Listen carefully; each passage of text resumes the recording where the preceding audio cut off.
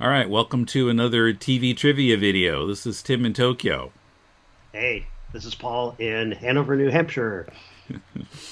I just keep coming up with questions. So this time I have kind of a grab bag of 1970s questions. And I even have a question for Tim today. Only one, but Okay, well that's good because I wanted to come up with five and I only have four. So okay. Well, it's a good one, but I have a feeling it will be easy for a mass culture maven like yourself, who, like me, lives mostly in the '70s when in his spare time. That's where I live most of the time. so these questions come from the usual three categories. The Okay. first category is stuff that I'm sure you knew in the 70s, but do you know it now? Okay. Okay. Number one, the 1975 movie Cooley High was the very loose basis for what sitcom? A. Good Times. B. What's Happening. C. Welcome Back, Kotter. D. The Waverly Wonders. I wish it were the Waverly Wonders because it might be the only time, this might be the only time in which the Waverly Wonders is discussed by anyone in the 21st century. I just stumbled across it like, boy, do I kind of remember that title. But I do know the answer. Cooley High was the loose basis for the television series What's Happening? That's right. Yeah. And I actually watched it this evening. Cooley Oh, High. no kidding. Yeah. Hmm. And Yes, Freddie Boom Boom Washington is in it. okay, yeah, you just destroyed my second question. Oh, I'm so sorry. Ask it anyway. Ask it anyway. Continue with your discussion your discussion of Cooley High. Okay, well, get it out of the way. What future sitcom star appeared in Cooley High? A. Jimmy Walker. B. Tito Jackson. C. Lawrence Hilton Jacobs. D. Clifton Davis. Lawrence Hilton Jacobs. Okay. Sorry, I wrecked the question. But I had a bonus on that question. There was another future star who appeared in Cooley High who was not on that list. Okay. Well, Lawrence Hilton Jacobs was, of course, the actor who played Freddie Boom Boom Washington on Welcome Back, Kotter. Yeah.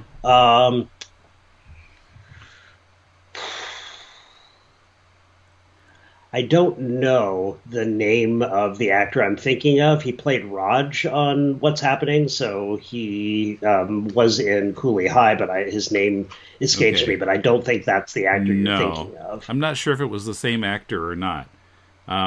No, so the person I'm thinking of plays a teacher in the movie. And he doesn't really show up until late, but then he becomes kind of a big presence later in the movie. I really don't have any clue. Garrett Morris. Aha. Just before Saturday Night Live. Right. Interesting. Very interesting. Yeah. But yeah, so we saw well, I haven't nailed down a date, but the TV premiere of Cooley High was on ABC in 1977, and I remember we watched it. And we had heard that What's Happening was based on Cooley High, but I watched the movie and I said, really? This is nothing like What's Happening. And I learned just recently that at first ABC did a pilot for a Cooley High TV show. Okay. And I guess it was broadcast, but it was poorly received. So they decided to completely overhaul it with different actors, different writers, and a different title, and turn it into a sitcom. So it became What's Happening. Interesting. So there was barely any resemblance. Right. Yeah, I was incorrect, by the way. Ernest Lee Thomas, who played Raj in What's Happening, was not in Cooley High, I don't believe. Yeah, no, he wasn't. What's Happening was his first role. But I remember seeing Cooley High, at least the last half hour of it or so, around the time we started watching What's Happening. I remember seeing it on TV. It was an AIP film. It was released by Roger Corman's company. American International Pictures in 1975. And what's happening is what, 1976? So 76 to 8, I think. Yeah, Wikipedia saying 76 to 79. Oh, 79, okay, third season, okay. But apparently that was his first television role, anyway, or his first film or television role. Hilton Jacobs' co-star in the movie was Glynn Turman. Okay. Yeah, not someone familiar to me. I just remember thinking as a kid that it was the same actor. But well, wearing the same glasses. Yes. That's one of the few things that translated over from the movie to what's happening, I think, is the glasses. Yeah. Because Cooley High is about urban renewal and African American ghettoization, and I'm interested to see what the treatment looked like for the original version of the series that became What's Happening. Yeah. So I found that the writer of the movie, Eric Monte, his goal in writing the movie was to show people that growing up in the projects wasn't so bad. I see. Because the glasses wearing character who goes by the nickname Preach represents Eric Monte. That's because it's based on his life as a high school student in Chicago. I see. Although the ending is not very happy. So. No, I won't give it away, but I have very vivid memories of the horrible thing that happens in the last 10 or 15 minutes of the film. I barely remembered anything about the movie. It's like, did I watch this? I actually almost feel like I might have gotten so disillusioned with it that I left the room for part of it. Yeah, well, I don't blame you. It's a pretty dour ending, but it's an accident. It's not like a big gang shootout or something. So in that sense, it certainly does undercut some of the stereotypes that got perpetrated in films about inner city African American and racially diverse communities. There are no guns involved, but it's not an accident. Oh. Okay, yeah, no spoilers, but now I can't remember what's going on. By the way, this is getting way kind of off topic, but or at least as far as the quiz is concerned. But right. So one of the few things I remember about watching the movie in '77 was that our dad got home just as the closing credits were on, and he commented, like he asked. About the song being played over the credits. He says, "That's Stevie Wonder." And I saw Stevie Wonder's name in the credits, so I said yes, but I was wrong. And he was wrong. It was a song which, I think this was early 77, and I wasn't even really listening to the radio yet at all. But it was a song that I was completely unfamiliar with. It was the Four Tops' Reach Out, I'll Be There. Okay. The Stevie Wonder song, the movie is set in 1964, and the Stevie Wonder song is Fingertips Part 2, which is played early in the movie. Okay, and that's historically accurate as far as the timing of Fingertips? I was just listening to a podcast about Stevie Wonder that went into some detail about that as we wander further and further from the quiz. But yes, that was a hit in '63. Okay. Although the Four Top song on the closing credits is from 1966, so that doesn't quite fit. But Hollywood tends to fudge the numbers when they do a period piece and play a lot of music. Right. I mean, I always remember on the Wonder Years. In a scene that was set in about 1974 or 5, some kids dancing to the 1977 Johnny Rivers hit Slow Dancing. They wanted to have a slow dancing song, and this is from the 70s at some point, so let's just throw it in there. But right. Well, if Reach Out, I'll Be There was played in the closing credits, you could say that it might, be acceptable. as a Yeah, period song that's not in the world of the film. yeah, yeah. So, but So back to the quiz. Now, this question is from the category something I heard on a podcast recently.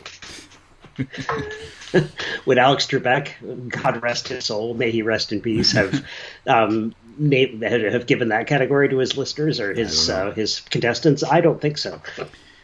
In 1968, future Wonder Woman Linda Carter was in a band with her two cousins. The band was called The Relatives. What future sitcom star stepped in as the band's drummer? A. Henry Winkler. B. Mike Farrell. C. Gabe Kaplan. D. Gary Berghoff. I was going to guess Chevy Chase because I know that he was a drummer, but that was in college. Boy. List the names again, the options you're giving me here. A. Henry Winkler. B. Mike Farrell. C. Gabe Kaplan. D. Gary Berghoff. I'm going to guess Gary Berghoff, maybe just because he's in the final position. You are right. Wow, no kidding. Yeah, and in fact, I think he did play drums on one or two occasions on MASH. Huh. Well, maybe that's why the thought of Radar O'Reilly playing the drums somehow seemed accurate or fitting. Interesting. Yeah, so I'm not quite sure how he ended up, knowing Linda Carter. Just one of those weird things, but... And any idea where she grew up or where the band was formed? Oh, I didn't put that information in my notes, but yeah, maybe they happen to live in the same area. Could be. Okay, now this last question is from the category something that crossed my mind the other day, and I dug into it on the internet. Frankly, that was Alex Trebek's favorite category on Jeopardy. On which TV variety show was the car wash theme performed by people dressed as characters from The Wizard of Oz? A. The Captain and Tennille. B. The Brady Bunch Variety Hour. C. Donnie and Marie. D. The Rich Little Show. Gosh. I'm going to guess the Brady Bunch Variety Hour because That's right. Seems... Oh my gosh! It just it seemed like the cheese level was just about exact. Yeah, I had a feeling matching up with my you sense might of that hit show. on that. Yes. So yeah, it came to mind yesterday, and I found it on YouTube. It happened in the first regular episode. There was a pilot broadcast in November of '76. The first regular episode was broadcast on January 23rd, 1977. The first of 8 episodes before it was canceled. If anything on that show was regular. And so, yeah, I guess the episodes, I barely even remember, they did have sort of a plot, even though it was a variety show, I guess in front of a maybe live audience, or at least you were supposed to think it was. But and then they would have... It was on a stage, like with a proscenium and all of that, anyway. And so there would be song and dance numbers, but then there was also sort of a story. And the storyline had the premiere had a storyline where the Bradys are moving to California to have a variety show, just like any other average American family would. Sure.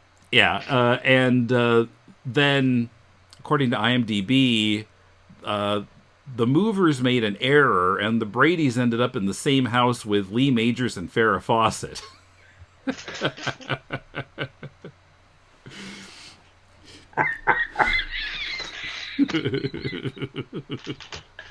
And hijinks ensued. Yeah, I mean, how much more 70s could you get than Lee Majors and Farrah Fawcett? Yeah, or, building that in as a plot device to a variety show to put them all in the same freaking house. Oh, my. So the clip I watched starts with Marcia, Maureen McCormick, and Alice, Ann B. Davis, talking in an empty room. Apparently it's the house they're moving out of. And Marcia is insisting that people are treating her like a little girl, even though she's all grown up now.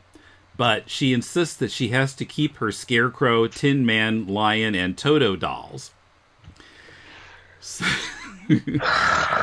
Go on. And the former three were undoubtedly the Mego figures, the Wizard of Oz figures from Mego. Alice, for some reason, says Marcia can only keep one and the rest have got to go. Alice leaves as Marcia goes into a fantasy of the Wicked Witch, who might be played by Ann B. Davis, but with all the makeup, I couldn't really tell. And she's watching Dorothy and the gang in her crystal ball as they arrive at the Emerald City Car Wash. And then they perform the song. Okay, wow. Now. That's a razor-thin premise. Can I even do this without laughing? The Scarecrow is Barry Williams, Greg. The Tin Man is Christopher Knight, Peter. Of course, Dorothy is Maureen McCormick. Guess who the Lion is? Sam the Butcher? No.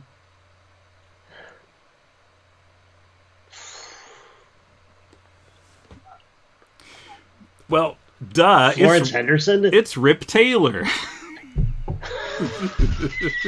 I mean, the show was produced by Sid and Marty Krofft. So you work with them, you're going to get Rip Taylor in the bargain, just like Donnie and Marie did. Right. Yes, if only J.P. Morgan had been there to watch. Remember J.P. Morgan, who was often Rip Taylor's jury mate on The Gong Show? Oh, that's right. By the way, after watching this episode of Brady Bunch Variety Hour in 1977, I think it was the very next day, I went out and bought the Rolls Royce single of Car Wash. Wow. That sounds like a good song. So. I didn't recognize the connection. Interesting. So that's how you ended up with Car Wash in your singles box. Yeah. All right. So what's your question? Origin stories. Nothing but origin stories. Well, I have a question. I have a feeling, like the ones that you gave me, you're going to get this one pretty easily. All right. But here's the question. This comes from the category of stuff that occurred to me while listening to 70s on 7, the station on Sirius XMU, or Sirius XM. Sorry, XMU is the alternative station I often listen to, which disappoints me greatly. But let's not get into that right now. Anyway, stuff that occurred to me while listening to the 70s on 7 station. What top 10 hit song from the 1970s was also the theme from a 1970s TV series that colossally flopped, airing only 9 episodes before it was canned? What top 10 hit song from the 70s was also the theme from a flopped 70s TV series? Making It? Yep, that's it. By, what's his name? Naughton? David Naughton. David right. Naughton, yeah. David Naughton, who was also the star of An American Werewolf in London, a pretty colossally great horror movie by John Landis. I remember hearing that song on the radio and thinking, I had watched Making It once or twice, and I was hearing the song on the radio. Is that it's called Making It? Is that the theme from the TV show? But it was too late to check because the show had already been canceled. Yeah, it ran for 9 weeks in early 1979, I believe. But yeah, it was a hit in the summer. Right, yeah. Right. And, one last bonus question. What famous sitcom television producer was one of the co-creators of Making It? Oh, wow. What? Say that again? What famous and very successful sitcom creator-producer from the 1970s was one of the co-creators of Making It? Can you guess that without me listing possibilities? Not Norman Lear. No. That's the first one I think of. Yeah, you're going to have to give me the choices. Okay. So Norman Lear is one of the choices. Gary Marshall. Let's see. Who are the other choices that... James L. Brooks, or Grant Tinker. Yeah, it was Gary Marshall. Yeah, it was Gary As Marshall. soon as you yeah, said it dawned on me. Yeah, that's it. I kind of gave it away because I didn't have any other options, and so I had to make up a couple at the end. James L. Brooks being the co-creator of Mary Tyler Moore, and Grant Tinker being the executive from MTM, the MTM company, and also Mary Tyler Moore's husband at the time. Mm-hmm. Right, so Gary Marshall of Laverne and Shirley and Happy Days fame. Yeah, and co-creator. earlier the Dick Van Dyke Show. Was he involved in the Dick Van Dyke Show? Yeah. I didn't realize that. Yeah, I mean, he was younger then, of course, and not as high-ranking. But, name. He and... So the guy who played Jerry Helper, the neighbor, moved into directing the Dick Van Dyke Show. And he appeared on screen less and less as the show went on because he was behind the camera. Jerry Paris. Jerry Paris, yeah. And he was also involved in Happy Days. Okay, yeah, he was a very successful sitcom director for years after that. Yeah, I'm assuming that Marshall and Paris must have met on Dick Van Dyke Show and then worked together again on Happy Days. Boy, sitcoms were there was so much inbreeding of sitcom directors, especially John Rich, who directed a gabillion episodes of the Dick Van Dyke Show, also went on to direct a gabillion episodes of All in the Family, and Gilligan's Island and Brady Bunch. Gilligan's Island and Brady Bunch, right? Then there's good old Ida Lupino, who directed Gilligan's Island, Brady Bunch, and other sitcom episodes as well. Mm-hmm. Jay Sandrich, who directed a number of episodes of Mary Tyler Moore, went on to direct episodes of The Cosby Show. In fact, I believe he was Cosby's favorite director. Jay Sandrich. Yeah, I think he worked on that He and She sitcom from the late 60s that was just on for a year. Mm-hmm. Every time I see his name, I get kind of hungry for a sandwich. A sandwich. But we talk about sitcoms long enough and we start making vaudeville jokes. Oh, where's Stanley Ralph Ross when we need him? Yeah, I think maybe it's time to stop. Yes, if we haven't bored our listeners to tears by now, you poor patrons, this is what you get for your patronage. Anyway, we're out of questions, so... Well, although I do have some stocked up for next time, but they're not about the 70s, so we'll save them for next time. Okay, well, if I come up with any questions myself, I'll be sure to have a passel of fake answers, wrong answers to give next time, so I won't make it quite so obvious. Okay, so we'll see you again in a couple of weeks.